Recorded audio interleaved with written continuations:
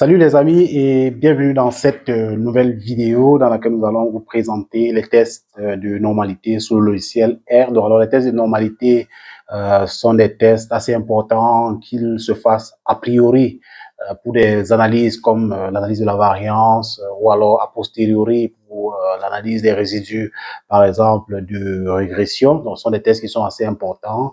On va dans cette vidéo voir comment est-ce qu'on implémente sur le logiciel R dans différents tests, qui soient des tests paramétriques comme des tests de Shapiro-Wilk sous le logiciel R. Mais avant d'y arriver, nous vous invitons à liker cette vidéo, à vous abonner et à activer la cloche de notification pour ne rien rater de nos prochaines vidéos. Si vous êtes intéressé par plus d'apprentissage, veuillez cliquer sur le lien en description de cette vidéo pour vous inscrire à la prochaine session de notre formation en économétrie et technique quantitative.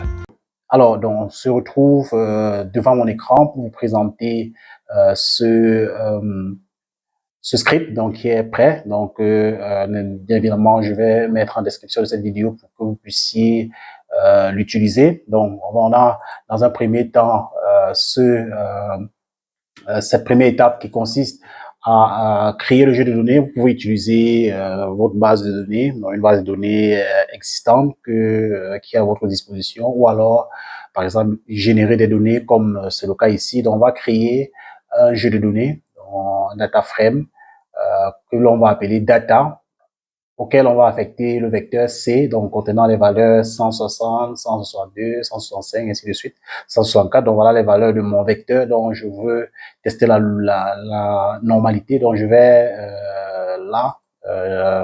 cliquer sur Run pour exécuter. Donc pour voir le résultat dont ma variable a été, n'est-ce pas, exécutée.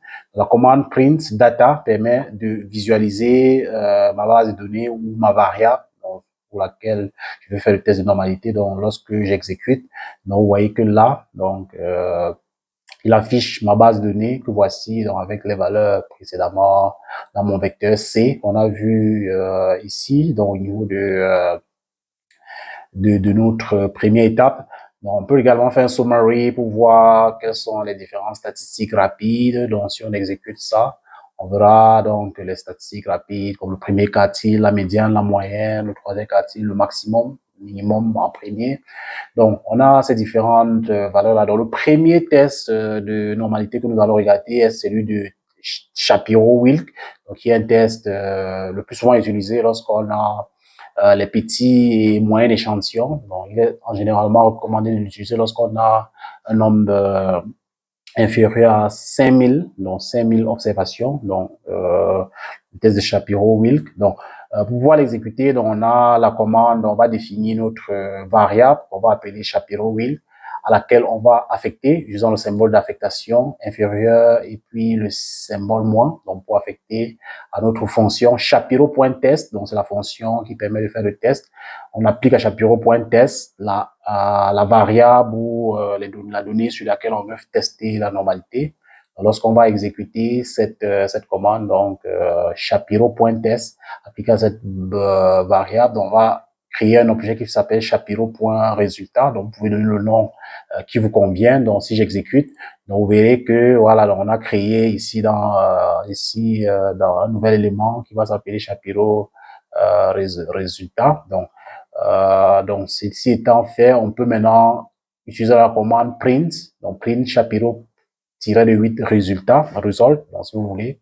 Ça permet de, n'est-ce pas, si on exécute là, d'avoir les résultats de mon test de Shapiro-Wilk qui donne non seulement la p-value, mais également qui donne la statistique du test, non seulement la statistique du test, mais aussi la p-value qui est de 0,67. Donc le test de normalité, la valeur importante pour pouvoir interpréter ici, c'est la p-value. Donc l'hypothèse nulle dans le test de normalité étant la normalité des résultats. Donc on accepte l'hypothèse nulle de normalité des résidus. Et donc, d'après le test de Shapiro-Wilk, on peut conclure que nos données suivent une loi normale. Donc, lorsque cette p-value est supérieure à 5%, on va accepter l'hypothèse de distribution normale. Si c'est inférieur à 5%, on va rejeter. Et donc, voilà. Donc, dans notre cas, notre p-value est inférieure à 5%. Donc, bien évidemment, si on considère le seuil de significativité de 5%, on pourrait également considérer d'être à 10% ou à 1%, selon le cas. Nous allons mettre en description de cette vidéo le script. Donc, vous pouvez télécharger. Mais avant de se séparer, nous vous invitons à liker cette vidéo, à vous abonner et activer la cloche de notification pour ne rien rater de nos prochaines vidéos. Et on se retrouve très prochainement dans une nouvelle aventure. Si vous êtes intéressé par plus d'apprentissage, veuillez cliquer sur le lien en description de cette vidéo pour vous inscrire à la prochaine session de notre formation en économétrie et technique quantitative.